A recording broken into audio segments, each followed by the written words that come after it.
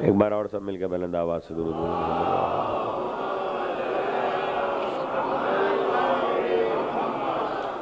امام بارگاہ حسینیہ زہرا میں آپ حضرات عشرہ اربعین کے سلسلے کی 7ویں تقریر سماعت فرما رہے ہیں بعنوان شرح زیارت وارثہ۔ مسلسل گفتگو کر رہے ہیں ہم کہ سید الشہداء امام حسین علیہ السلام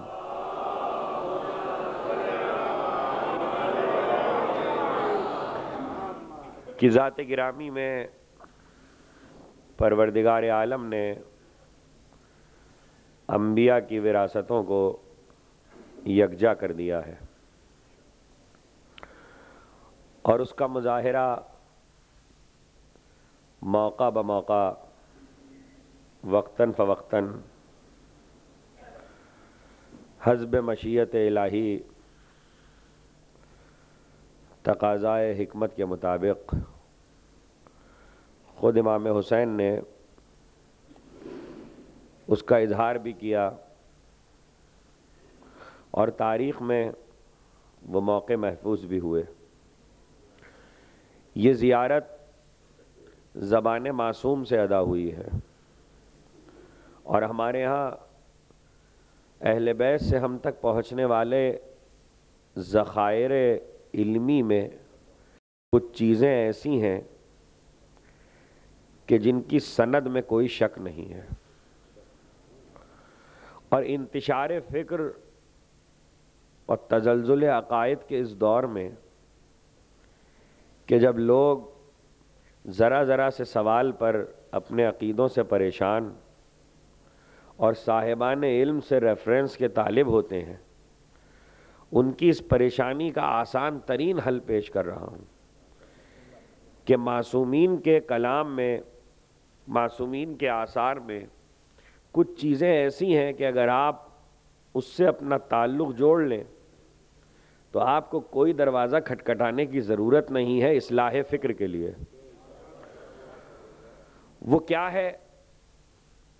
دیکھیے، جتنی حدیثیں آئی ہیں، اگرچہ ہمارے ہاں احادیث کا بہت بڑا ذخیرہ کتب اربعہ اور بعد میں وسائل الشیعہ کی صورت میں موجود ہے، اس کے علاوہ بھی بہت سی روایتیں جو بیان ہوئی ہیں، یہ ٹھیک ہے کہ ان میں سے اکثر و بیشتر سند پہ پرکھی ہوئی ہیں، درایت کے پیمانے پہ پوری اتری ہوئی ہیں، لیکن پھر بھی کہیں نہ کہیں سوال پیدا ہو جاتا ہے کہ یہ کہا کہ نہیں کہا، یہ بیان کیا کہ نہیں کیا، کہیں راوی نے دھوکہ نہ کھایا ہو، راوی سچا تو نہیں ہے، راوی جھوٹا تو نہیں ہے۔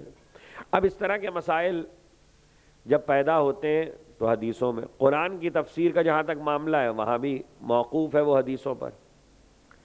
آثار آل محمد میں 5-6 چیزیں ایسی ہیں کہ اصلاح عقیدہ کے لیے آنکھیں بند کر کے انہیں قبول کر لیجئے، اس میں سند کی کوئی بحث ہی نہیں ہے، اور جو لوگ سند کی بحث اس میں اٹھا رہے ہیں، ان چیزوں میں اگر کوئی اٹھائے تو سمجھ لیجئے کہ اس کا تعلق آل محمد سے نہیں ہے۔ یہ بالکل آسان سی بات میں نے آپ کو بتا دی ہے، اور وہ کچھ زیارتیں ہیں، کچھ دعائیں ہیں، اور ایک حدیث ہے۔ حدیث قصہ ہے۔ دعاؤں میں چند دعائیں ایسی ہیں کہ اگر کبھی دعا پہ تفصیل سے پڑھا تو ان کی فہرست بیان کروں گا، لیکن جو لوگ مفاتیح الجنان کا مطالعہ تاریخ میں مختلف سال میں مختلف تاریخوں پہ رکھتے ہیں، ان کو معلوم ہے کہ ان میں سے کون سی دعائیں ایسی ہیں کہ جن کے بارے میں مثلا سید الشہداء کی دعائے عرفہ، امام زین العابدین کی صحیفہ کاملہ کی دعائیں اصلاح عقائد کے لیے بہترین چیز ہے۔ اب اس میں کوئی بحث ہی نہیں ہے، اس میں راوی کا جھنجٹ نہیں ہے، اتنی آسانی ہے۔ اور تیسری چیز زیارتیں، ان زیارتوں میں ساری زیارتیں نہیں ہیں، کچھ زیارتیں ایسی ہیں جن میں سند کی گفتگو ہے، لیکن کچھ ایسی ہیں جن میں کوئی بحث نہیں ہے. ایک تو معصومین کے لیے وارد ہونے والی وہ زیارتیں جو ان کے حرم میں پڑھنے کا حکم دیا گیا ہے، وہ ساری زیارتیں. دوسرے زیارت عاشور، زیارت اربعین، زیارت وارثہ، زیارت جامعہ. ان 4 زیارتوں کو معنی اور مطالب کے ساتھ لوگوں کو چاہیے کہ یاد کر لیں، اور اس کے بعد کبھی بھی عقیدے میں کسی مسئلے کا سوال پیدا ہو، میں ضمانت لیتا ہوں کہ اگر ان زیارتوں سے جواب نہ نکلے تو میں شیعہ نہیں ہوں. اتنی بڑی ضمانت میں منبر سے لے رہا ہوں. آپ کے ہر سوال کا عقیدے کے متعلق جواب. دیکھیے لوگوں نے گولم گھٹا کر دیا ہے تاریخ کا اور عقیدے کا. تاریخ تاریخ ہوتی ہے، عقیدہ عقیدہ ہوتا ہے. دونوں کو جوڑنا نہیں چاہیے. عقیدے سے متعلق ہر سوال کا جواب ان زیارتوں میں موجود ہے پوری ضمانت کے ساتھ. اسی لیے میں نے موضوع رکھا ہے. میں آج کل جہاں بھی جا رہا ہوں، جیسا کہ میں نے عرض کیا تھا کہ میں نے زیارت جامعہ موضوع قرار دیا، میں زیادہ تر اس طرح کے موضوعات رکھ ہی اس لیے رہا ہوں کہ اس وقت انتشار فکر بڑھ چکا ہے اور لوگ عقائد کی پریشانی میں کا شکار ہیں اور سوالات کے جوابات نہیں مل رہے. بجائے اس کے کہ ہم جواب دیں، خود کلام معصوم موجود ہے، اور کلام معصوم بڑھ کے بازو تھام لے تو اس سے اچھی بات کیا ہے. زیارت وارثہ، السلام علیکہ یا وارث آدم صفوت اللہ، السلام علیکہ یا وارث نوح النبی اللہ، السلام علیکہ یا وارث ابراہیم خلیل اللہ. آئے آدم کے وارث تجھ پر سلام. حضرت ابراہیم کی منزل تک ہم آ چکے ہیں، ہمیں آگے بڑھنا ہے. اے نوح کے وارث تجھ پر سلام، اے موسیٰ کے وارث تجھ پر سلام. عقلی طور پر ایک بات ثابت ہے کہ وارث کو وراثت سے امت محروم کرے تو کرے، خدا محروم نہیں کرتا. اور انبیاء کے پاس جتنی وراثتیں پائی جاتی ہیں، جو کچھ انبیاء کا وصف ہے اس کا ذکر قرآن میں ہے. تو قرآن انبیاء کے جس وصف کا تذکرہ کرے اور معصوم کہے کہ حسین ان کے وارث ہیں، تو وہ وصف خود بخود حسین تک پہنچ رہا ہے. اس لیے کسی معاملے میں بحث کی ضرورت ہی نہیں ہے. ہم ابراہیم کی منزل تک آ چکے ہیں، ہمیں آگے بڑھنا ہے. السلام علیکہ یا وارث موسیٰ کلیم اللہ. اے موسیٰ کے وارث جو اللہ کا کلیم ہے، خدا سے کلام کرتا ہے، گفتگو کرتا ہے، اس موسیٰ کے وارث. حضرت موسیٰ وہ نبی ہیں جن کا تذکرہ کلام مجید میں سب سے زیادہ ہے انبیاء میں، اور انبیاء میں ان کا ذکر زیادہ کرنے کی کچھ وجوہات ہیں جو پیغمبر نے بیان کی ہیں. اس لیے کہ پیغمبر نے اپنے بات کے لیے امت کو موسیٰ کی امت سے تشبیہ دی ہے. اب اس کے اور بھی وجوہات ہیں جو اس وقت نہیں بیان کرنے. سورے بھرے پڑے ہیں، خاص طور پر سورہ بقرہ اور سورہ قصص حضرت موسیٰ کے تذکرے سے بہت تفصیل کے ساتھ ان سوروں میں موجود ہے. سورہ بقرہ تو اترا ہی جناب موسیٰ کے ایک قصے پر ہے، اور وہ واقعہ بظاہر گائے کا واقعہ ہے، لیکن وہ بظاہر گائے کا واقعہ نہیں ہے. اس واقعے میں بہت سے سبق ہیں بنی نوع انسان کے لیے، اور اس واقعے میں اصلاح فکر ہے. اور واقعہ کل اتنا ہے جو آپ نے اکثر علماء سے بھی سنا ہوگا، خطیبوں سے بھی سنا ہوگا. مجھے واقعہ نہیں دہرانا ہے، مجھے ایک منزل فکر آپ کو پہنچانا ہے. واقعہ کل اتنا ہے کہ حضرت موسیٰ کے پاس، قرآن کہتا ہے کہ حضرت موسیٰ کے پاس آ کر کچھ لوگوں نے یہ کہا کہ یہ ہمارا مقتول ہے جسے قتل کر دیا گیا ہے. ہم یہ چاہتے ہیں کہ یہ مقتول اپنے قاتل کا نام بتائے. تو دیکھیے قاتل کا نام موسیٰ بھی بتا سکتے ہیں، نبی ہے، علم نبوت ہے، اپنے علم سے قاتل کا نام بتا سکتے ہیں. اور اگر اپنے علم سے نہیں بتا سکتے تو طور پہ جا کے خدا سے پوچھ کے بتا سکتے ہیں. لیکن جناب موسیٰ نہیں بتاتے، اور اللہ بھی یہ وحی نہیں کرتا کہ اے موسیٰ طور پر آؤ، ہم تمہیں قاتل کا نام بتا رہے ہیں، جا کے بتا دو. نہیں، بلکہ وہ یہ کہتے ہیں کہ مقتول بتائے کہ قاتل کا نام کیا ہے. ہمیں کس نے قتل کیا؟ صلوات بھیجیے محمد والے.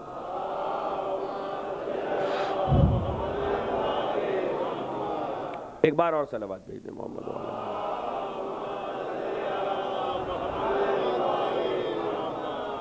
مقتول بتائے کہ کس نے قتل کیا. کیوں؟ مقتول کیوں بتائے کہ کس نے قتل کیا. دیکھیے، چاہے تو علم نبوت سے موسیٰ بتائیں، چاہے تو اللہ وحی کر کے بتائے. جب تک یہ واقعہ قرآن میں رکھا ہوا ہے، اس بات کا ثبوت ہے کہ قتل کے معاملے پر یا کوئی ایسا مسئلہ جو عدالت کا ہو، اس میں گواہیوں کی ضرورت ہوتی ہے اور اسے علم نبوت سے حل نہیں کیا جاتا. شاید احقاق حق کے موضوع پہ تقریر کرتے ہوئے میں نے ایک اشارہ کیا تھا کہ جب تک حضرت حجت نہیں آ جاتے عجل اللہ تعالی فرج،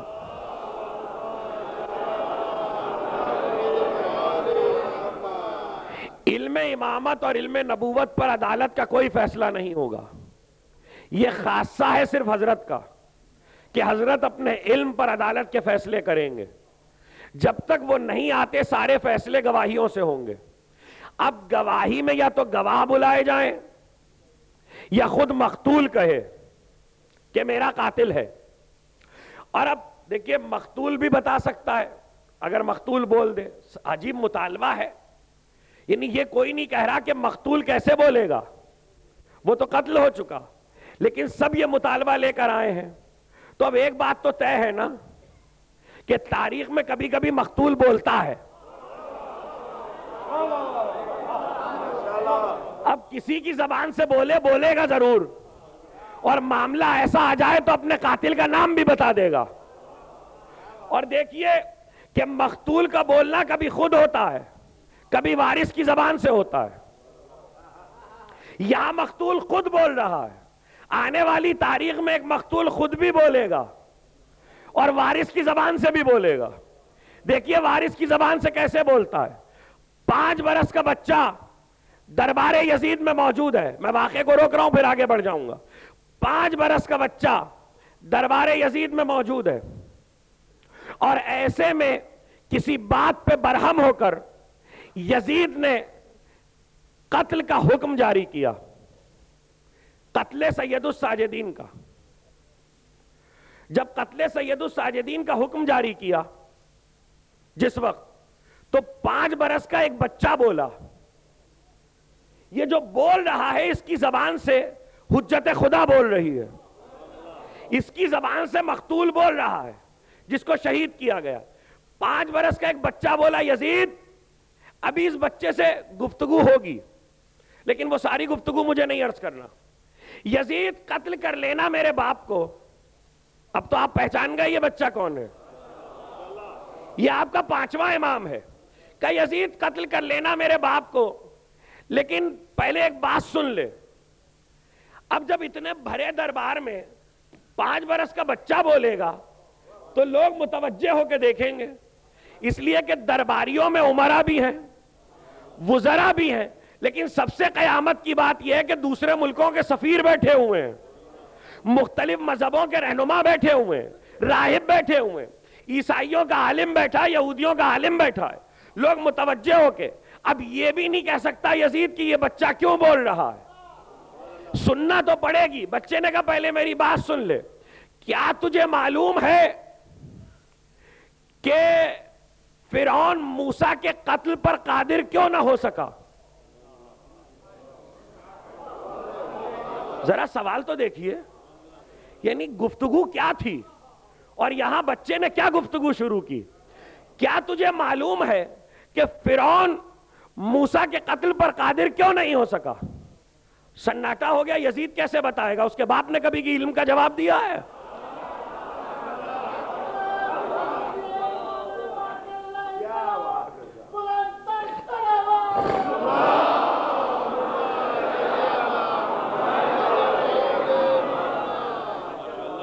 یہ وراثت ہے جو جا رہی ہے.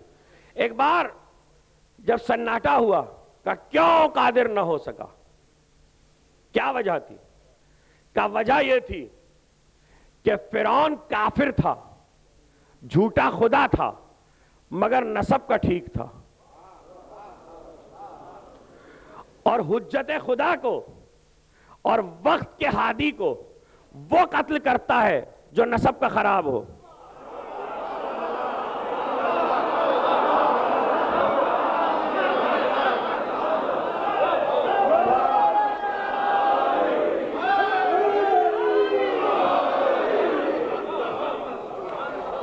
جس کا نسب اچھا نہ ہو وہ حجت خدا کو قتل کرتا ہے.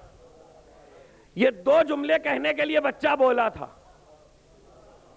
آپ نے غور کیا کہ اپنے باپ کی جان کیسے بچا لی؟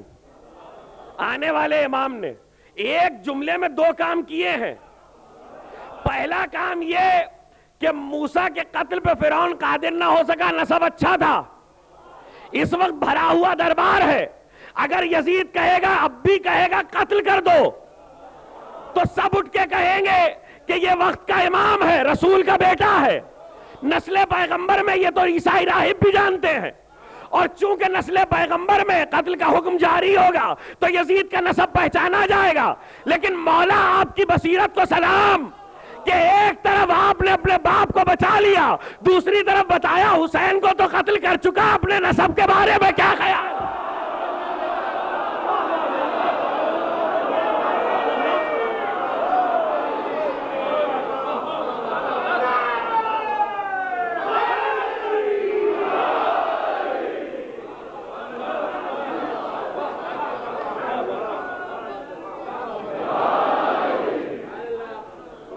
دیکھیے قاتل کا پتہ کیسا ملا نا تاریخ میں قاتل کا پتہ. آج کچھ لوگ موضوع بدل جائے گا ورنہ اس پہ بات کرتے کچھ دیر. آج ابھی تک کچھ لوگ یزید کو بچانا چاہتے ہیں، قتل حسین سے یزید کو بچانا چاہتے ہیں. نہیں، قتل حسین سے کوئی نہیں بچ سکتا، نہ یزید کو قتل حسین کی راہ پہ لگانے والے. اب سوچتے رہیے گا ہم نے کیا کہا ہے. صلوات بھیجے محمد.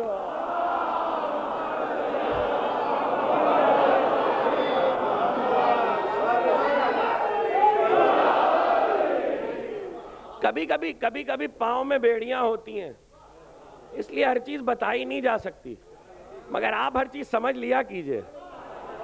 تاریخ کا ایک تسلسل ہے. مقتول پتہ بتا رہا ہے.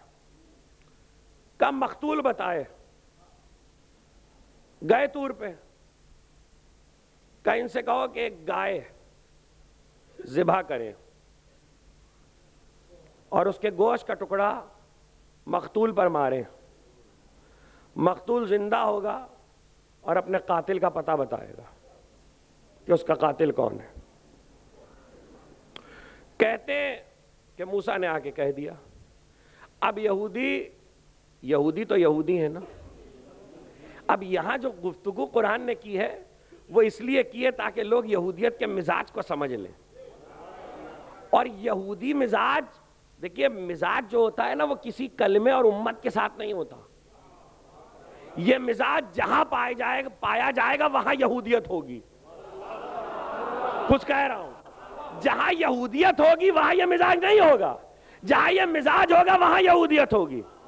وہ آئے، انہوں نے کہا گائے کیسی ہو، عمر کیا ہو، رنگ کیسا ہو. معلوم یہ ہوا کہ ایک سوال معصوم نے فرمایا کہ کسی بھی گائے کو جا کے ذبح کر لیتے تو اس گائے میں یہ تاثیر پیدا ہو جاتی جو حکم اللہ نے دیا تھا. لیکن چونکہ انہوں نے سوال کیے تو اللہ نے بھی جواب دیا. اور یہ مزاج سمجھ لیجئے یہودیت کا ہے. ایک چیز بتا دی جائے بھائی آسانی کے ساتھ لے جاؤ. بڑھ بڑھ کے سوال یہ کیسا ہو، اسے کس طرح کیجئے، اس پہ عمل کیسے ہوگا، یہ جہاں بھی پایا جائے یہودیت کا مزاج ہے. حج کے معاملے میں ایک شخص پیغمبر کے پاس آیا اور اس نے جب گفتگو حج کی ہو رہی ہے تو پیغمبر سے گفتگو کرتے ہوئے اس شخص نے کہا، سوال کرنے شروع کیے. وقت اتنا نہیں ہے کہ میں ہر چیز کی تفصیل بیان کروں. سوال کرنے شروع کیے، پیغمبر کی پیشانی پہ ایک بار بل پڑ گئے. پیغمبر نے کہہ دیا کہ زندگی میں ایک بار واجب ہے، جا چلا جا. وہ اٹھ کے چلا گیا جب پیغمبر برہم ہوئے. جب وہ چلا گیا تو پیغمبر نے کہا آج یہ سوال کر کے امت کے لیے مشکل پیدا کرنا چاہ رہا تھا. اب جملہ سنیے گا نبی کا. پیغمبر نے خدا کی قسم اگر میں اس وقت کہہ دیتا کہ ہر سال واجب ہے تو ہر سال واجب ہو جاتا. یہ امت کو مشکل میں ڈالنا چاہ رہا تھا. ایسے بہت سے لوگ ہیں جن کے سوالوں کی وجہ سے امت مشکل میں پڑی ہے. زیادہ سوال نہ کرنا, زیادہ سوال نہ کرنا, اور اس طرح کے سوال نہ کرنا کہ جسے کٹ حجتی کہتے ہیں. کیسی ہو؟ اب اللہ نے بھی کہا ٹھیک ہے ہم بھی اسی گائے سے تمہیں آزمائیں گے. اللہ نے ساری پہچان موسیٰ کے حوالے کی, جا بتا دو ان کو جا کے. اب جو گائے تلاش کی گئی تو معلوم ہوا کہیں ملتی ہی نہیں. ساری آبادی میں, سارے علاقے میں گائے کا پتہ نہیں ہے. ویسی گائے نہیں ہے, گائے تو بہت تھی. پروردگار ایک مقتول کے قاتل کے پتے کے لیے اتنا جھنجٹ کہ تو گائے کو معجزہ بنانے پہ تیار ہے. اس گائے کی کیا خوبی ہے کہ آج وہ گائے معجزہ بننے والی ہے. دیکھیے صاحب اعجاز موسیٰ موجود ہے, خود معجزہ نہیں دکھا رہے ہیں, گائے معجزہ بنے گی. ہاں صاحب اعجاز کے ہوتے ہوئے کبھی جانور کو معجزہ بنایا جاتا ہے, اس میں کوئی حکمت ہوتی ہے. اگر جانور معجزہ بنا دیا جائے صاحب اعجاز کے ہوتے ہوئے, اس کی حکمت کیا تھی؟ گائے تلاش کی گئی تو ایک جوان کے پاس ملی. ایک جوان کی ملکیت تھی, اور ملکیت یوں ہوئی تھی. اب یہ شریعت اسلامی کا ایک مسئلہ ہے, چھوٹی چھوٹی چیزیں واضح کرتے ہیں تو بڑا وقت نکل جاتا ہے. اور وہ مسئلہ یہ ہے کہ ہمارے ہاں تو لوگ ان چیزوں کا خیال نہیں کرتے. مثال کے طور پر کسی کے گھر میں گئے ہیں تو ہم نے چیز اٹھا لی, استعمال کر لی. شریعت میں باپ کے مال میں اور بیٹے کے مال میں بھی فرق ہے. شریعت کا اپنا حساب ہے اور اجازت لینی پڑتی ہے. یہ گائے اس شخص کے جس جوان سے انہوں نے لی ہے, جس کے پاس ملے گی, اس کے باپ کی ملکیت ہے. باپ کی خدمت میں باپ نے رات کو پانی مانگا تھا, یہ پانی لے کے آیا تو باپ سو چکا تھا. اس نے انتظار میں کہ جانے کب باپ کی آنکھ کھل جائے,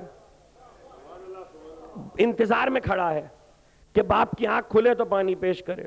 صبح ہوئی تو دیکھا کہ بیٹا موجود ہے. تو جب بیٹے کی یہ اطاعت دیکھی, دیکھیے ماں باپ کی اطاعت کا صلہ پا رہا ہے. ذرا ذرا سی باتوں میں بہت سی باتیں ہوا کرتی ہیں. باپ نے وہ گائے اس کو بخش دی. اب آپ کہیں گے ایک پانی کے سلسلے میں اطاعت کی تو ایک گائے بخش دی, بس اتنا سا انعام. یہ اتنا سا انعام نہیں تھا, خدا جانتا ہے کہ یہ کتنا بڑا انعام تھا. ماں نے کہا کہ بیٹا اگر اس گائے کو خریدنے کے لیے کوئی آئے تو جب تک مجھ سے مشورہ نہ کر لینا تم قیمت نہ بتانا. ایک طرف باپ کی اطاعت, ایک طرف ماں کی اطاعت. دونوں اطاعتوں نے اس نوجوان کو یہ فائدہ دیا کہ جب وہ لوگ خریدنے کے لیے آئے تو اب چونکہ پوری آبادی میں ایک ہی گائے تھی اور کوئی گائے نہ تھی, تو ماں نے کہا کہ بیٹا قیمت بڑھاؤ.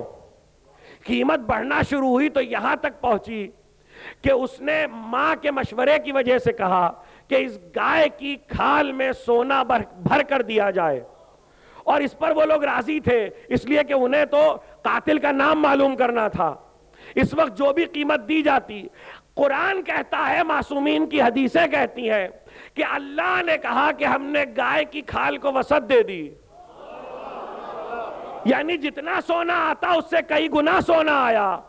یہ اللہ صلہ دے رہا ہے اس کو کسی اس کے نیک عمل کا. ایک طرف ماں کی اطاعت, ایک طرف باپ کی اطاعت. لیکن کیا کروں, کسی نے آ کے حضرت صادق آل محمد امام جعفر صادق علیہ السلام کا مولا یہ بتائیے کہ یہ ایک نوجوان کو اتنا بڑا صلہ کیوں ملا کہ اس نے ایک گائے بیچی تو اس کی اتنی قیمت ملی کہ دولت مند ہو گیا. امام نے کہا ماں کی اطاعت بھی اپنی جگہ، باپ کی اطاعت بھی اپنی جگہ، دونوں اطاعتوں سے اس نے صلہ پایا، لیکن سب سے بڑا صلہ اس کے ایک نیک عمل کا ہے. راوی نے کہا وہ نیک عمل کیا ہے؟ کہ امت موسیٰ میں وہ شخص تھا جو سب سے زیادہ آل محمد پہ درود بھیجتا تھا.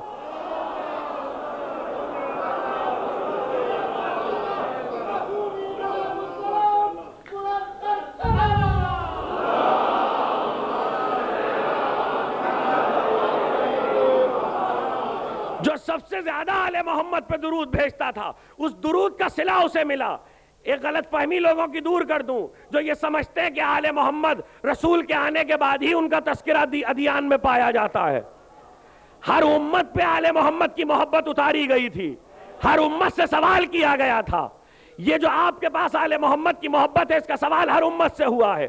وہ چلے گئے گائے کو لے کے، انہوں نے گائے کو ذبح کیا، اور گائے کو ذبح کرنے کے بعد انہوں نے گائے کا ٹکڑا ایک گوشت کا اس کے جسم پہ مارا مقتول کے، لیکن مقتول زندہ نہ ہوا. اتنی محنت کی اور آخر میں کچھ بھی نہ ملا. مقتول زندہ، دوڑے ہوئے موسیٰ کے پاس آئے اور موسیٰ سے آگے کہا مقتول تو زندہ نہیں ہوا، آپ نے کہا تھا کہ گائے کا ٹکڑا مارو. موسیٰ نے کہا تم نے قیمت دی کہ نہیں؟ کہا قیمت تو ابھی نہیں دی. کہا پہلے قیمت ادا کرو. گئے قیمت ادا کر کے آئے، پھر وہی ٹکڑا مقتول پہ مارا، مقتول زندہ ہو گیا. قیمت ادا کرنے سے پہلے تاثیر اور تھی، قیمت ادا کرنے کے بعد تاثیر اور ہے. یعنی قیمت ادا کرتے ہی تاثیر بدل گئی، قیمت ادا کرتے ہی اثر آ گیا. تاریخ میں جب تک یہ واقعہ قرآن میں موجود ہے، یہ دعوت فکر دے رہا ہے کہ قرآن تو تمہارے پاس ہے، قرآن شفا بھی ہے، قرآن رحمت بھی ہے، قرآن ہدایت بھی ہے، قرآن رہنمائی بھی ہے، لیکن قیمت تو ادا کرو تاکہ قرآن اثر دکھائے.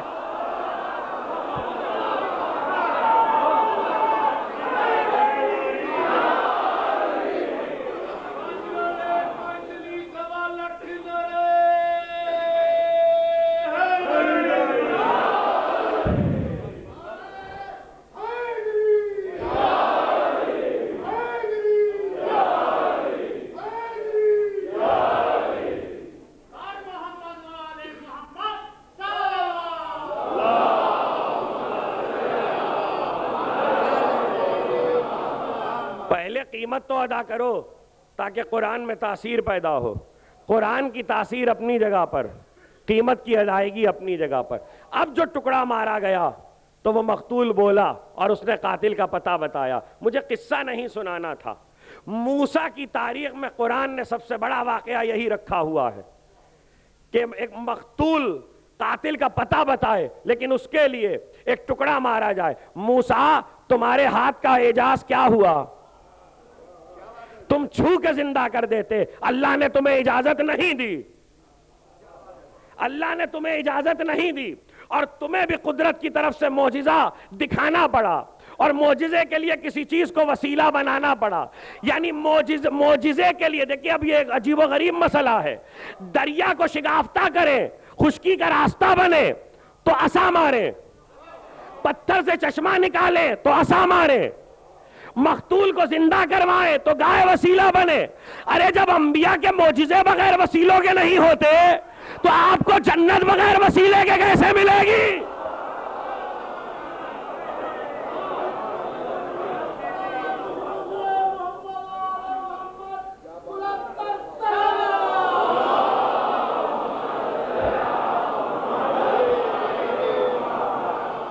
دوسری بات یہ کہ موسیٰ وہ مقتول زندہ ہوا، اس نے قاتل کا پتہ بتایا، پھر مر گیا. وہ تمہارے کسی کام تو نہیں آیا، امت کا ہی صحیح، مگر وہ مقتول کسی کام نہ آیا. السلام علیکہ یا وارث موسیٰ کلیم اللہ. میں یوں ہی آپ کو قصہ نہیں سنا رہا تھا. یہ حسین موسیٰ کا وارث ہے. وارث وہ جو وراثت کو آگے بڑھا دے، وہاں پہ نہ رکھے. لو وہ دعوت کی رسول کی مظاہر نے، اور مظاہر نے کہا یا رسول اللہ کل کھانا میرے گھر پہ کھائیے گا. تو بچے نے کہا 5 برس کے کہ نہ اے بابا اکیلے رسول نہیں آئیں گے، ہمارا دوست بھی آئے گا. اور اب کہتے ہیں کہ ادھر سے رسول چلے، ادھر سے رسول کا نواسہ ساتھ ہے، مظاہر کے گھر میں انتظار ہو رہا ہے، میں مصائب نہیں فضائل پڑھ رہا ہوں۔ ایک بار کہتے ہیں کہ 5 برس کا بچہ بام پہ ٹہل رہا ہے، اور بام پہ ٹہلتے ٹہلتے فرط اشتیاق میں جدھر سے حسین والے ہیں ادھر نظر ہے کہ کب میرے حسین کا چہرہ دکھائی دے، کب میرے دوست کی صورت نظر آئے۔ اسی اشتیاق میں آگے جاتے ہیں، پیچھے آتے ہیں۔ جب انسان فرط اشتیاق میں ہوتا ہے تو بے خبری کا عالم ہوتا ہے۔ وہ 5 برس کا بچہ چھت سے گرا تو چوٹ آئی، سر پہ چوٹ آئی، مر گیا۔ مظاہر باہر نکلے تو دیکھا بیٹا مر چکا۔ بیٹے کے لاشے کو اٹھایا، حجرے میں لٹایا، چادر ڈال دی اس خیال سے کہ کہیں ایسا نہ ہو کہ رسول کی دعوت میں خلل پڑ جائے، پہلے دعوت کر لو پھر بعد میں اطلاع دیں گے۔ کہتے جب رسول آئے تو رسول کا استقبال کیا، لیکن حسین کی نگاہیں اپنے دوست کو ڈھونڈ رہی تھی،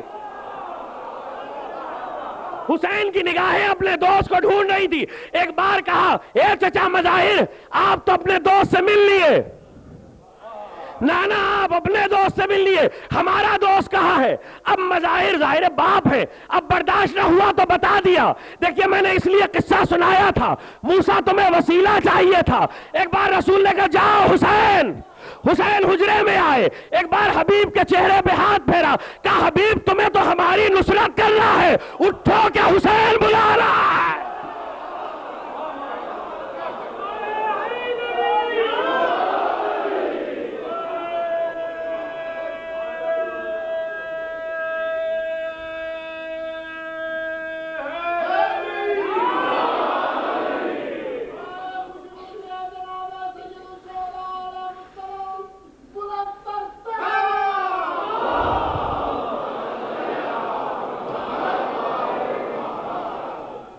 یہ آپ کی آنکھوں میں معرفت کے آنسو ہیں، لیکن حسین نے جسے زندہ کیا ہے، پتہ ہے یہ وہ ہے جو حسین کے قدموں کی خاک آنکھوں سے لگاتا ہے۔ میں بھی مصائب پہ نہیں آیا، حسین کے قدموں کی خاک آنکھوں سے لگاتا ہے، چونکہ مجھے زیارت وارثہ کے دوسرے حصے انصار تک جانا ہے، ذکر ناصران حسین تک، اس لیے اسی ترتیب سے آگے بڑھ جاؤں گا۔ بتوفیق الہی بتائی دے محمد و آل محمد۔ دیکھیے آنکھوں سے خاک لگاتے ہیں حسین کے قدموں کی، مرتبہ کیا ملا حبیب کو کہ جسے خاک شفا کہتے ہیں اس میں لہو حبیب کا بھی ہے۔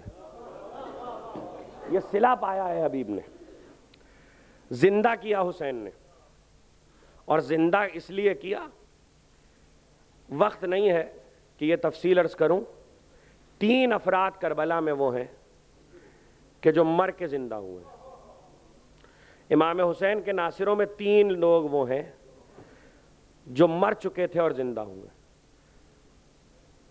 اور اس لحاظ سے 3 کہہ رہا ہوں کہ ایک اپنی ذات میں حبیب جنہیں حسین نے زندہ کیا، 2 وہ جوان ہیں کہ جن کی ماں مر چکی تھی اور اس ماں کو علی نے زندہ کیا تھا، اور اس کے بعد اس عورت کی شادی ہوئی تھی اور اس سے بیٹے پیدا ہوئے تھے، وہ کربلا میں حسین کے ناصر ہوئے۔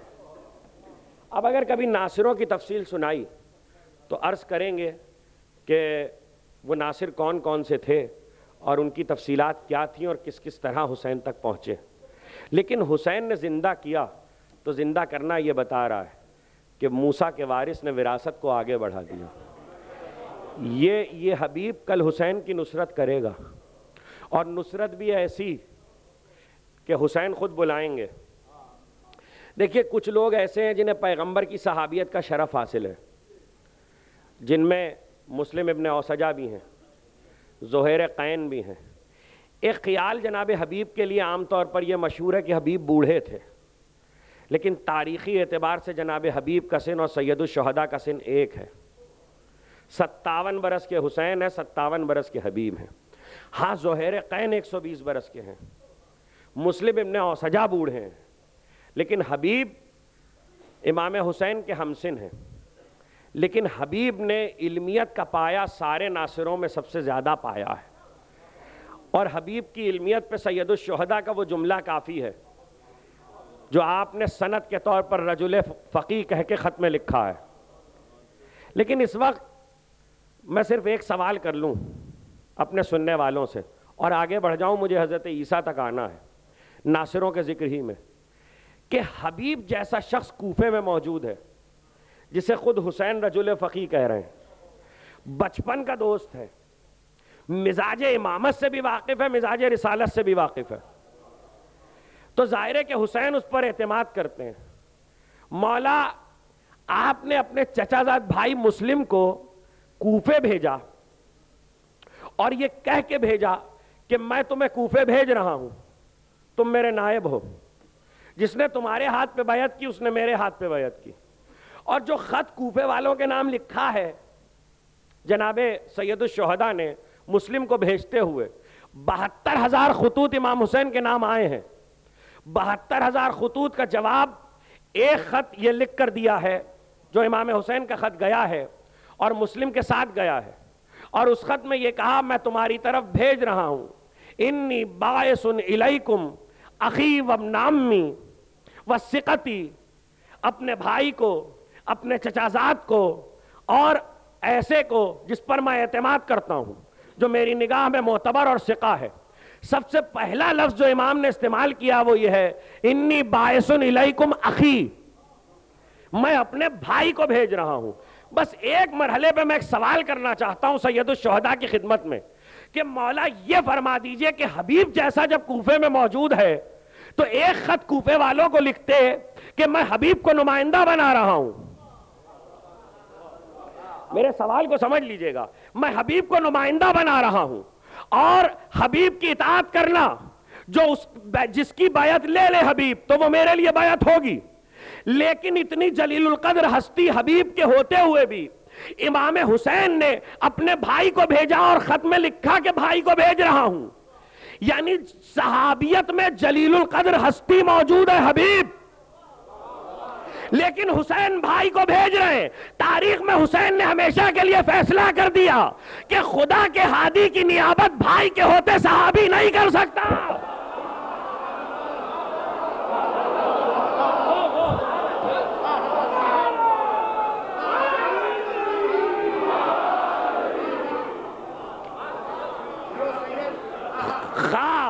خواہ وہ حبیب جیسا ہی کیوں نہ ہو، یہ ہے حبیب۔ اور اس کے بعد ایک حبیبی تھوڑی ہے ناصر۔ آج کل ایک سوال اور بہت اٹھ رہا ہے، اور وہ سوال یہ ہے کہ جناب کربلا میں 72 تھے کہ 130 تھے کہ 203 تھے کہ 250 تھے کہ 300 تھے، پتہ نہیں کیا پریشانی ہے۔ مجھے آج تک یہ سمجھ میں نہیں آیا کہ اس قسم کے سوالوں کا مطلب کیا ہوتا ہے۔ بھائی جتنے بھی تھے آپ کو ان کا غم منانا ہے، جتنے بھی تھے ان پہ گریہ کرنا ہے، بحث کیا ہے؟ اور اگر جواب ہی سننا ہے تو لیجئے میرا جواب سن لیجئے، اس سے اچھا جواب کیا ہو سکتا ہے؟ میں آج پوچھوں، جبکہ اب تو ایسا زمانہ ہے کہ ایک کمپیوٹر پہ آپ انگلی رکھیے اور سارے اعداد و شمار آپ کے سامنے آ جاتے ہیں، تو گھر جا کے آپ خود چیک کر لیجئے گا، جس کو نہ سمجھ میں آئے وہ خود اپنی نگاہوں سے چیک کر لے، جا کے اعداد و شمار آ چکے ہیں۔ قرآن مجید کی آیتیں 6666 مشہور ہیں، مشہور ہیں، عرصہ دراز سے مشہور ہیں، پتہ نہیں کس نے گنی تھی جس نے 6666 مشہور کر دی، لیکن اب جا کے گن لیجئے 6666 نہیں ہے، زیادہ ہیں۔ آج تک کسی نے سوال نہیں اٹھایا کہ جب زیادہ ہے تو یہ کم کیوں مشہور ہے؟ جب قرآن کی آیتیں زیادہ ہیں اور کم کی عدد سے ان کی عظمت پہ حرف نہیں آتا، تو کربلا میں 72 تھے کہ 250 تھے، فرق کیا ہے تو سب حسین کے ناصر، جیسے وہ سب قرآن کی آیتیں ہیں۔ صلوات بھیجے محمد۔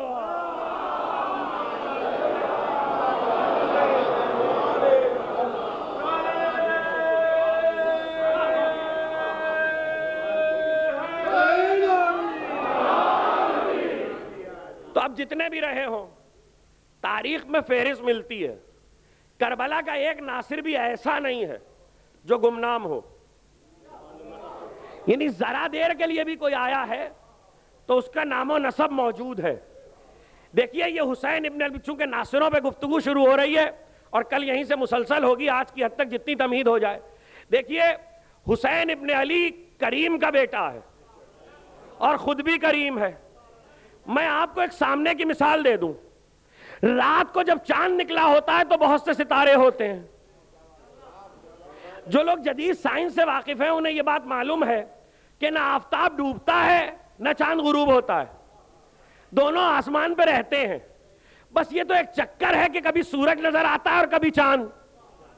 لیکن ایک بات طے ہے کہ رات میں جب چاند ہوتا ہے تو ستارے نظر آتے ہیں, لیکن جب صبح کو آفتاب روشن ہو جاتا ہے تو ستارے غائب ہو جاتے ہیں.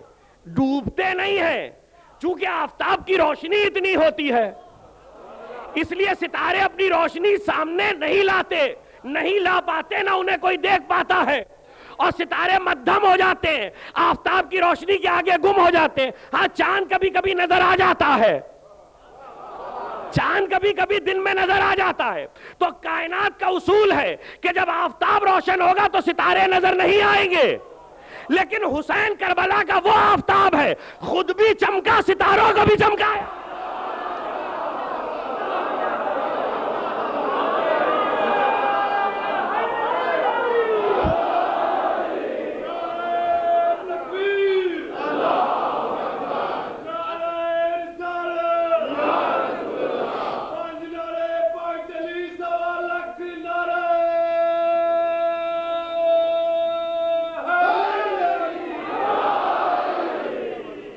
یہ کرم ہے حسین کا کہ حسین کی اپنی روشنی بھی آج تک ہے, اور جتنے کربلا میں حسین کے ساتھ آئے وہ سب بھی اسی آب و تاب کے ساتھ روشن ہیں. اور دوسری بات جو ان ستاروں کے سلسلے میں بہت اہم ہے کہ یہ ستارے ایسے وفادار تھے کہ اندھیرا ہونے پہ گئے نہیں. یہ ستارے ایسے وفادار تھے کہ اندھیرا ہونے پہ غائب نہیں ہوئے.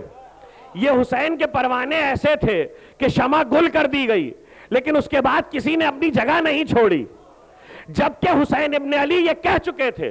دیکھیے 4 چیزیں سید الشہداء نے کہی ہیں شب عاشور چراغ گل کرنے کے بعد. ایک تو یہ کہا کہ چلے جاؤ, ان کو میرے سر کی ضرورت ہے, یہ تم سے کچھ نہیں چاہتے. اور دوسرا جملہ یہ کہا اگر تمہیں یہ فکر ہے کہ دنیا والے کیا کہیں گے تو دیکھو بنی ہاشم کے ایک بچے کی انگلی پکڑو اور اسے لے جاؤ اور مدینے میں نبی کے روضے پہ چھوڑ دینا. اور اگر اس کی فکر ہے کہ تم کو ایک دوسرے آپس میں ایک دوسرے سے شرمندہ ہوگے تو لو میں چراغ گل کیے دیتا ہوں. اور اگر معاملہ جنت کا ہے تو میں جنت کی ضمانت لیتا ہوں. اور اگر یہ پریشانی ہے کہ رسول کو کیا منہ دکھاؤ گے تو پھر نانا کو بھی میں جواب دوں گا, اس کی بھی ضمانت لیتا ہوں. اب آپ بتائیے وہ کون سی خواہش تھی جس کے لیے رکے ہوئے تھے؟ میں رکوں گا اس منزل پہ, یہ بہت اہم منزل ہے. پچھلی کسی 1-2 تقریر پہلے آپ کو یاد ہوگا میں نے یہ عرض کیا تھا کہ اشک حسین پہ حسین کے غم میں بہنے والے آنسو پہ جنت واجب ہو جاتی ہے. لیکن آج میں یہ کہہ رہا ہوں کہ جنت کا معاملہ ہی کیا ہے. یہ جنت کے چکر میں لوگ پڑے ہوئے کیوں ہیں؟ حسین کے ناصروں نے جنت سے آگے کسی منزل کا پتہ دیکھ لیا ہے.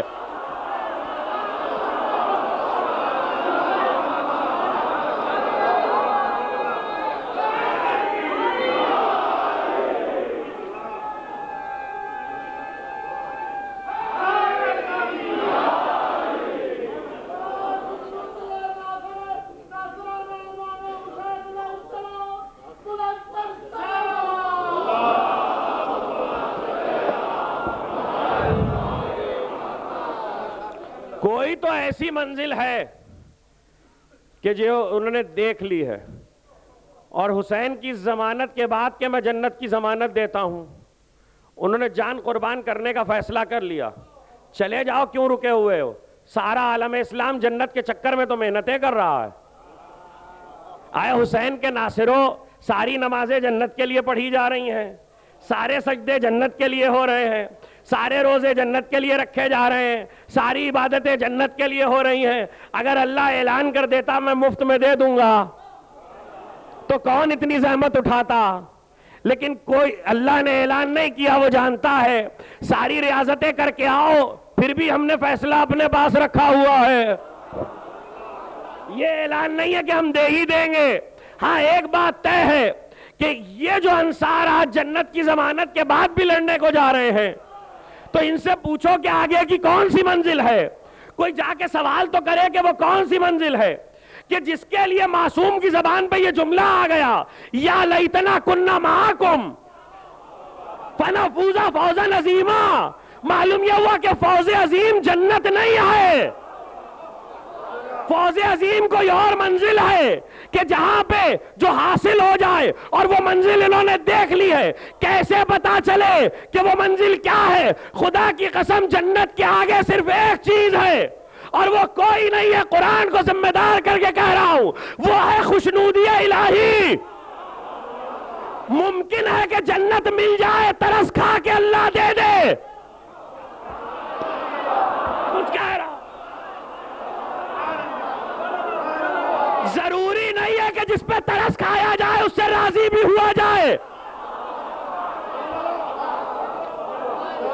دیکھیے ایسا نہیں ہوتا کہ کسی بے حال اور بدحال فقیر کو دیکھ کے اگر آپ کو رحم آ جائے تو آپ اس سے راضی بھی ہو. رضا اور ترس دو الگ الگ چیزیں ہیں. اللہ رحم کر کے ترس کھا کے جنت دے دے لیکن رضا نہیں ملا کرتی. یہ جنت چھوڑ کے نکلے اس کے معنی رضا لینے جا رہے ہیں.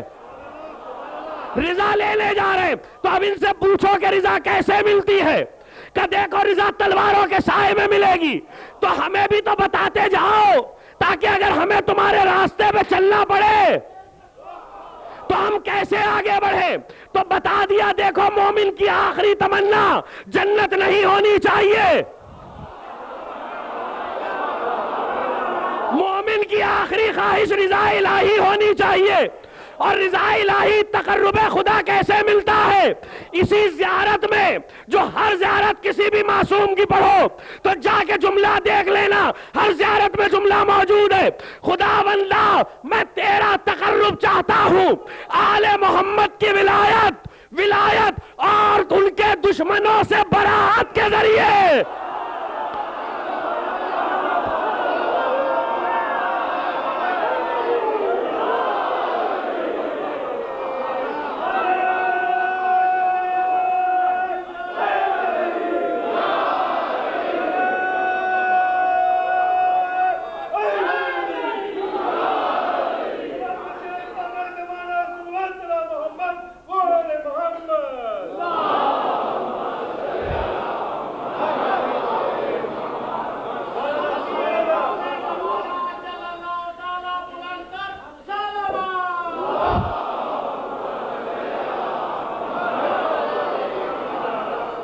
کسی زیارت میں آدھا جملہ نہیں ہے کہ پروردگار میں تیرا تقرب چاہتا ہوں آل محمد کی ولایت کے ذریعے. نہیں, آل محمد کی ولایت اور ان کے دشمنوں سے برات کے ذریعے. اور برات کا جملہ ترتیب میں بعد میں رکھا ہوا ہے, یعنی تولا کر کے بری نہیں ہو سکتے جب تک منزل برات پہ نہ آ جاؤ. منزل برات سے گزرو گے تو رضا الہی پاؤ گے. اور یاد رکھنا کہ شریعت کے سارے احکامات اسی عقیدے کے تابع ہوتے ہیں کہ تم کہاں جا رہے ہو, کس کی طرف سفر کر رہے ہو, کس سے ملنے جا رہے ہو, کس کی محبت لے کے جا رہے ہو. سارے احکامات خود بخود اس کے تابع ہوتے چلے جائیں گے. مرو میں تھے آپ کے 8ویں امام اور 2 آدمی آئے اور انہوں نے آ کے کہا مولا دوسرے شہر سے آ رہے ہیں, فاصلہ اتنا تھا, بتائیے نماز قصر پڑھے کہ پوری؟ امام نے کہا تو قصر پڑھے گا, تو پوری. جسے کہا پوری وہ اٹھ کے سن کے چلا گیا تو یہ چاہنے والا تھا, اس نے کہا مولا اسے پوری کہی مجھے قصر. کہا تو مجھ سے ملنے آیا ہے, وہ ہارون سے ملنے آیا.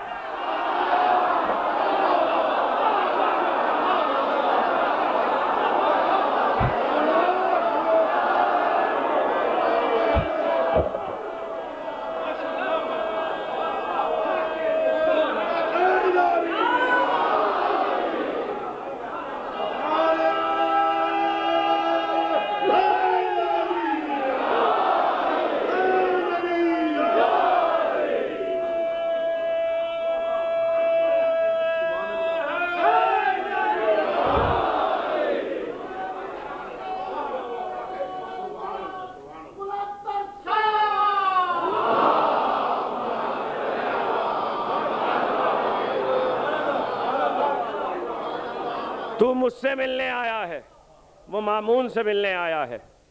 ہاں امام نے بتایا ارادہ کدھر کا کیا ہے؟ جدھر کا ارادہ ہے، جدھر کا قصد ہے، جدھر کی نیت ہے، عمل بھی ویسا ہی ہوگا، عمل بھی ویسا ہی ہوگا۔ تقریر ختم ہونے جا رہی ہے، 2 جملے سن لیجئے، کل یہیں سے مسلسل ہو جائیں گے انشاءاللہ بتوفیق الہی بتائید محمد و آل محمد۔ حسین ابن علی بار بار ایک سوال کر رہے تھے لشکر یزید سے، آخری 2 جملے، لشکر یزید سے بار بار ایک سوال کر رہے تھے، اور وہ سوال بڑا عجیب تھا۔ آخری خطبے تک حسین نے وہ سوال کیا ہے، اور سوال یہ تھا کیا میں نے دین کو بدل دیا؟ آج لوگ بڑی غلط فہمی میں مبتلا ہیں۔ جس کو دیکھو کربلا کا حسین کے مدینے سے کربلا آنے کا مقصد خود بیان کر رہا ہے۔ کوئی کہہ رہا اس لیے آئے، کوئی کہہ رہا سر اس لیے کٹوایا، کوئی کہہ رہا اس لیے قربانی دے دی۔ اجی بھائی حسین سے پوچھو نا کیوں آئے؟ آپ کیوں بیان کر رہے ہیں؟ اپنی طرف سے مقصد حسین کیوں بتا رہے ہو؟ سر کس لیے کٹوایا؟ حسین سے پوچھو لڑائی کس بات پہ ہوئی ہے، حسین سے پوچھو، حسین خود بتائیں گے۔ سوال کر رہے ہیں ہر ایک سے، اور سوال کیا ہے؟ کیا میں نے دین کو بدل دیا؟ نہیں۔ کیا میں نے شریعت میں کوئی تبدیلی کی؟ نہیں۔ آپ نے ہمیشہ بچپن سے یہی سنا ہو کربلا لا الہ الا اللہ پہ ہوئی ہے، کربلا محمد الرسول اللہ پہ ہوئی ہے۔ میں آپ کو جو کچھ بتانے جا رہا ہوں سارے مقاتل چھان لیجئے گا، ساری تاریخیں دیکھ لیجئے گا، پوری ذمہ داری سے کہہ رہا ہوں اس کے علاوہ کچھ مل جائے جو میں بتا رہا ہوں۔ جگہ جگہ یہی حسین نے سوال کیا ہے لشکر یزید سے مخاطب ہو کر، بتاؤ میں نے شریعت میں تبدیلی کی؟ نہیں۔ بتاؤ میں نے دین میں تبدیلی کی؟ نہیں۔ بتاؤ میں نے قرآن میں ترمیم کی؟ نہیں۔ بتاؤ میں نے احکامات الہی کو معطل کیا؟ نہیں۔ بتاؤ میں نے سنت رسول کو معطل کیا، اس کی خلاف ورزی کی؟ نہیں۔ پھر مجھ سے کیوں لڑ رہے ہو؟ یہ اتمام حجت تھا۔ جب تمہارے خیال میں تمہارا دین بھی وہی ہے جو میرا ہے، تمہارے خیال میں جب تمہارے خیال میں تمہارا دین بھی وہی ہے جو میرا ہے، تو مجھ سے کیوں لڑ رہے ہو؟ تو سارے لشکر یزید نے کئی بار پکار کے کہا بغضاً لأبیک، تیرے باپ علی سے دشمنی کی وجہ سے۔ میرا جملہ یاد رکھنا، کربلا نہ لا الہ الا اللہ پہ ہوئی، نہ محمد الرسول اللہ پہ ہوئی، کربلا علی ولی اللہ پہ۔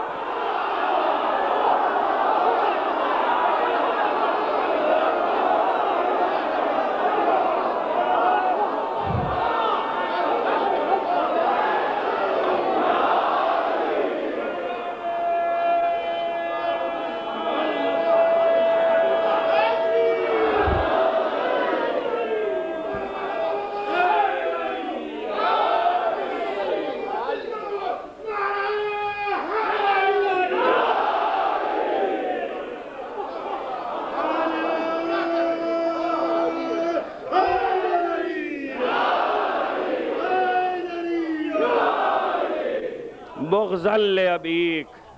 ارے بھرے پڑے ہیں مقاتل اور تاریخیں جہاں لشکر یزید کے جملے پہ سر سات کے اور شمر کے موجود ہیں۔ بغضاً لأبیک، تیرے باپ سے بغض کی وجہ سے، علی سے دشمنی کی وجہ سے۔ تو لے جاؤ پیغام یہ کربلا کا کہ تاریخ میں کربلا آواز دے رہی ہے، اور اگر کبھی حسین کا خطبہ منا سنا سکا بتوفیق الہی بتائید محمد و آل محمد تو شرح کے ساتھ سناؤں گا کہ سید الشہداء نے 57 ہجری میں منا میں کون سا خطبہ دیا تھا، اور اس میں اختلاف ہے کہ وہ 57 کا ہے یا 60 کا ہے، لیکن خطبہ اپنی جگہ پر ہے۔ زیادہ تر علماء 57 کے قائل ہیں، اور اس میں بھی سید الشہداء نے اپنے باپ علی کے فضائل کا ذکر کیا تھا، یہ بتانے کے لیے کہ یہ جو اجتماع میرے خلاف ہوا ہے، یہ جو مجھے آ کے گھیرا گیا ہے، یہ خیبر و خندق کی دشمنی ہے، یہ خیبر و خندق کی دشمنی ہے۔ اللہ اللہ، تو ٹھیک ہے، ہاں خیبر کی دشمنی، بدر کی دشمنی، احد کی دشمنی، خندق کی دشمنی سب اپنی جگہ، لیکن کردار علی ہی دیکھ لیا ہوتا۔ کردار علی تو یہ ہے، کردار رسول تو یہ ہے کہ جب خندق کی جنگ میں عامر ابن عبدود کی بہن آئی ہے، تو کہا میں روتی تجھ پر، لیکن تیرا قاتل کوئی شریف النفس ہے۔ یہ تو دشمن کی بہن کا جملہ تھا۔ خیبر کی جنگ میں جب حی بن اخطب کی بیٹی صفیہ کو گرفتار کر کے لایا گیا اور پیغمبر کے سامنے اس عالم میں پیش کیا گیا کہ پیغمبر نے دیکھا صفیہ کی مشکیں بندھی ہوئی ہیں، تو ایک بار پیشانی پہ بل پڑ گئے۔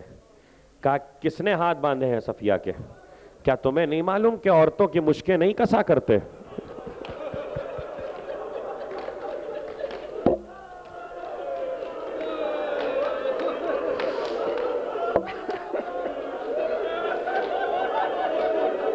خدا آپ کی آوازوں پر اپنی رحمت نازل کرے، خدا آپ کی آوازوں پر اپنی رحمت نازل کرے۔ ارے اس کردار کو لے گئے ہوتے، حسین کو قتل کیا تھا، علی کی بیٹیوں کا تو احترام کیا ہوتا، فاطمہ کی بیٹیوں کا تو احترام کیا ہوتا۔ زمانے کا امام خون کے آنسو روتا ہے اس بے ردائی پر۔ عزیزو، کوفے سے شام یہ بڑی کڑی منزلیں تھیں، اور 1 سال قید۔ یاد رکھیے گا تاریخ میں یہ بات بالکل ثابت ہے کہ قید 1 سال کی ہے۔ جو کہے 10 دن میں چھوٹ گئے جھوٹ بول رہا ہے، جو کہے مہینے بھر میں چھوٹ گئے جھوٹ بول رہا ہے۔ آل محمد کا کنبہ مختلف قید خانوں میں 1 سال قید رہا، اور 1 سال کی قید میں چہروں کے رنگ جھلس گئے تھے۔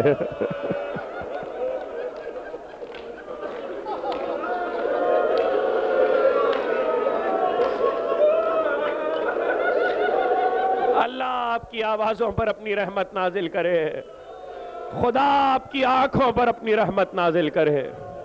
عزیزو، مختل کہتا ہے کہ اس 1 سال کی شام کی قید میں عالم یہ تھا کہ آہستہ آہستہ شام کی عورتیں قید خانے کے باہر آ کے بیٹھنے لگیں، اور ایک 5 برس کی بچی روز ان عورتوں کو کربلا سناتی تھی۔ عورتیں اپنے دن کے کام سے فارغ ہو کے قید خانے کے دروازے پر آتیں اور آواز دیتیں، آؤ بی بی آؤ، ہم آ گئے، ہمیں کربلا سناؤ۔ سکینہ آ کے بیٹھ جاتی اور کہتی میرا ایک بھیا تھا علی اکبر، جس سے میرا بابا بہت محبت کرتا تھا۔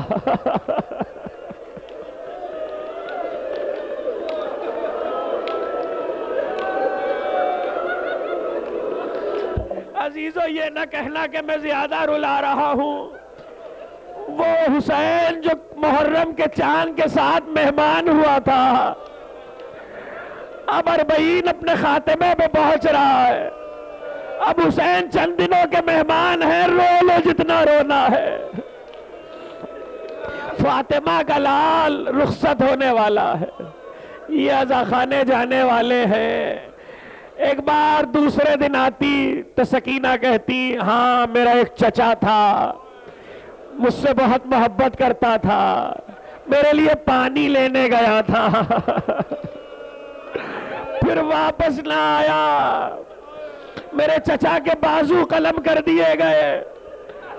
تیسرے دن آتی تو کہتی، ہاں میرا ایک 6 مہینے کا بھائی علی اصغر تھا، میرے بابا اسے ہاتھوں پہ لے گئے تھے۔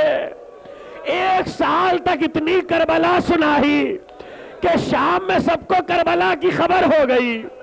عزیزو، مختل کہتا ہے ایک دن شام کی عورتیں جب اپنے کام نپٹا کے قید خانے کے دروازے پر آئیں تو آواز دی، آؤ سکینہ بی بی، ہم آ گئے، ہمیں کربلا سناؤ۔ تو ایک بار کوئی آواز نہ آئی، شام کی عورتوں نے پھر پکارا تو بیڑیوں کی زنجیروں کی آواز آئی۔ آپ کا امام زنجیریں تھام کے اٹھا اور ایک بار دروازے پہ آ کے کہا، وہ بچی رات مر گئی۔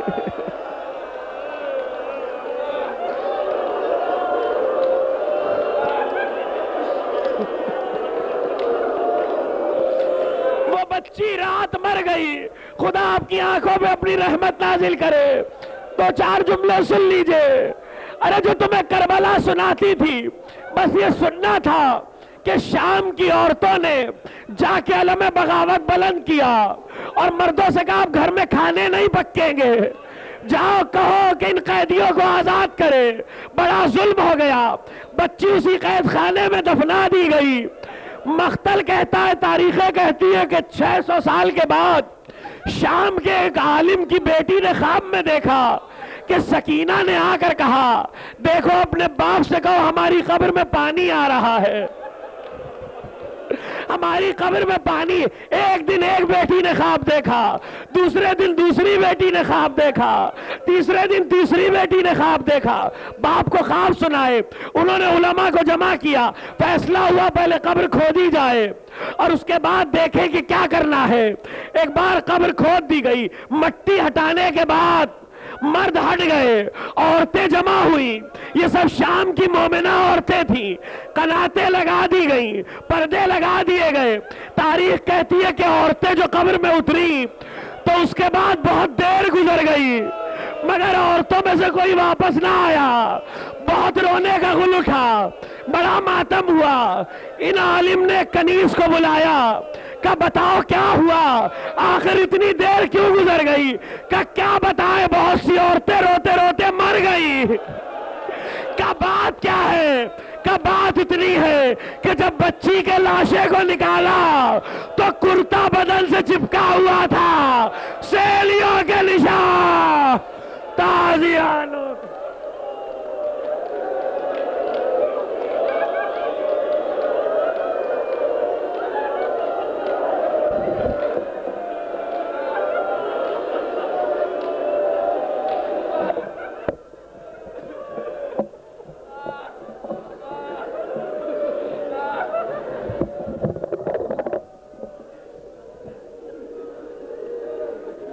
یا حسین یا حسین یا حسین یا حسین یا حسین یا حسین یا حسین یا حسین یا حسین یا حسین یا حسین فاطمہ کی بیٹیاں ہیں اور قید خانہ ہائے رے